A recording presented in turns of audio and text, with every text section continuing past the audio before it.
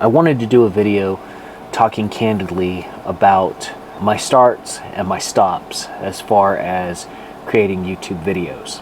I wanted to do this without a script, really more or less making this video from the heart, from the mind, telling you why I quit and then restarted and then quit and then restarted, and really what has made me stall out almost every single time.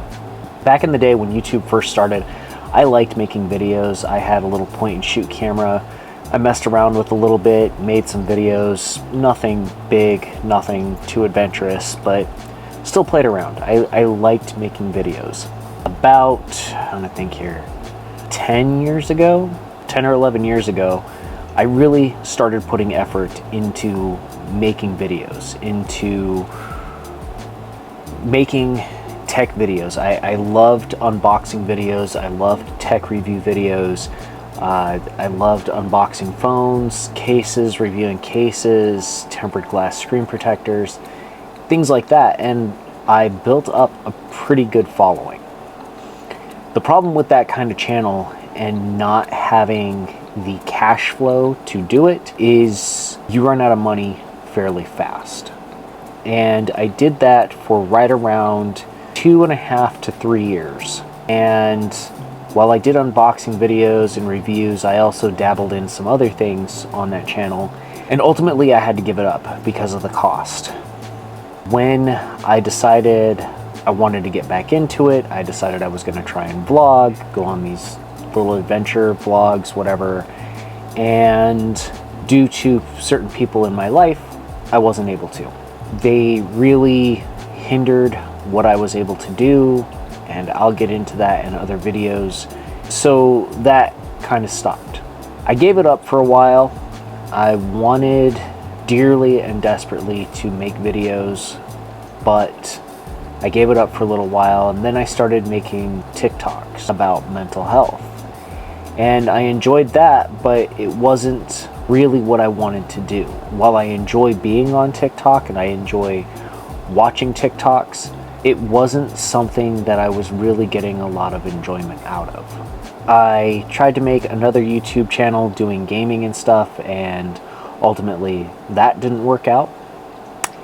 So flash forward, I'm talking to my third therapist, this being after my divorce is finalized. And we had a conversation, and it was an uncomfortable conversation for me because I will admit, despite the fact that my mother hates it, and the reason she hates it is because she partially did it to me, I am a workaholic. I don't want to say that I'm addicted to working, but there's a trauma response there in that if I'm not working, I'm not making money, and if I'm not making money, there's a very good chance that I'm going to lose what I have built for myself, what I have made for myself, the different things that I have been able to do. There's a very, very real chance of me losing that. So I've had it in my mind that work is everything that I have to do, and I'm trying to break that. And the therapist and I had a conversation about what I like to do as a hobby. She said, you have so many things that you do in your life for people. You have your daughter that you go spend time with, which I would give up anything to have more time with her. She calls me, says she wants to go do something, I drop what I'm doing and I go have time with her. That's not a problem. At the time I had 2 jobs. I currently have 2 jobs now, but we'll get to that shortly. I had 2 jobs. One job that was my 9 to 5, basically 6:30 to 3:30, 4 o'clock, whenever I'd get off. And then I had a job that I would go out and do 3 or 4 times a week, cleaning different buildings for a company. On top of that, I had people that relied on me for stuff, that needed my help with things, and I just really, really let myself get spread thin. I'm saying I don't let myself get spread thin now. Yet again, we'll talk about that in just a moment. But she said you need a hobby, and she asked what I like to do as a hobby, and I told her that I used to like drawing when I was growing up, but my parents told me there was no career in that. I dabbled in reading and writing, but my brain capacity, my attention can't be held very long for reading, and writing sometimes gets quite boring for me. And she goes, there has to be something that you've done in the past, or something you have an interest in that you can do as a hobby. And I thought about it for a minute, and we were having a virtual therapy session, and I looked in the camera and I said, there is one thing that I've really enjoyed, but it was kind of the same thing as drawing, in that there isn't a career in it, there isn't a way to make money in it, at least for me right now, and that is making YouTube videos. And she said, why don't you want to make YouTube videos? I said, I do. She said, then do it. We discussed the fact that even if no one watches, it would still be a great way for me to be able to get my feelings out, get my thoughts out, have fun, give me something to do. So I decided I was going to try it. Tried it out and stopped. Tried it out and stopped. Tried it out and stopped. And I couldn't figure out why I kept stopping. It was about 8 months later that I figured out why I would make 3 videos and then stop for 6 weeks. Make a video and then not record one for 2 months. Make a video and give up. If you've ever heard of artist block, that was essentially what I was going through. Or what I like to call, and what I've looked up as being called, creative paralysis. I got to a point where I wanted to be creative, just like an artist, and an artist that draws with pencil and paper will sit down with a pencil and sketch and try to draw, but nothing is coming out. That was where I was with making videos. And I wanted to get down to why I was having this problem, what kind of mental block I was going through that I was having these issues. And I realized that I had been educating myself a lot.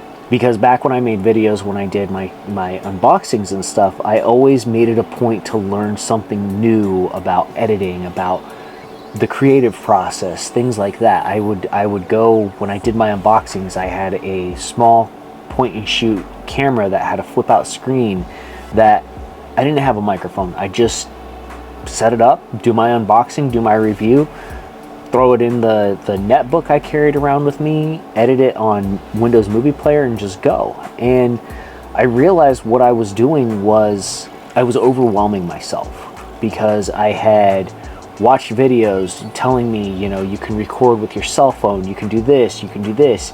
It's, you know, very simple, very easy, but you have to have this, you have to do this, you have to do this, you have to do this, this.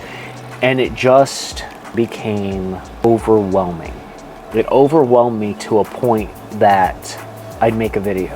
4 weeks would pass. It wasn't worth making it. It wasn't worth putting that video up. So I'd retry, and I'd shoot another 2 videos.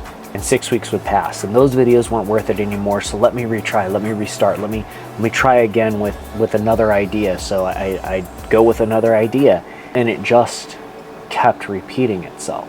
You have to have a set time, you have to have a niche, you have to have this, you have to have this, you have to have a following, you have to do this. You have to want to make money. You have to, this is how you make money on YouTube. Money, money, money. And recently I saw a post from somebody that said, if you're doing YouTube without the purpose of making money, you have no business being on YouTube. And to quote Michael Jordan, I kind of took that personally. I've decided that with this channel, I want to do this as a hobby. If the money comes, the money comes. If not, whatever. I'm doing this as a hobby. I want to make videos. I want to learn about editing. I want to learn some of the quickest, easiest, but best ways to edit. The quickest, easiest, best software to edit on.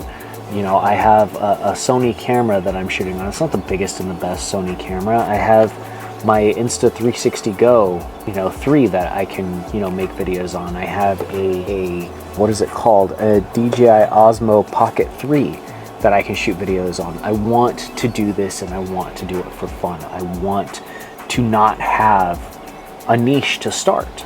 I'm 41 years old. I've spent 41 years on this earth doing what everyone else wants me to do, doing everything to make money. And like I said, if I make money off of this channel, great. That's fine. Would that be great, so that way I can leave the 9-to-5 workforce behind and be able to focus on making YouTube videos, I'm not gonna lie, that would be the dream. But right now, I want to discover what I'm doing. I want to find the joy and the fun and the happiness out of doing this as a hobby. And the other things will follow. So join me. Join me in the House of Mac. Remember to subscribe. If you like this video, give it a thumbs up. I appreciate you guys watching. You have a wonderful day. So I will see you guys next week. Take care.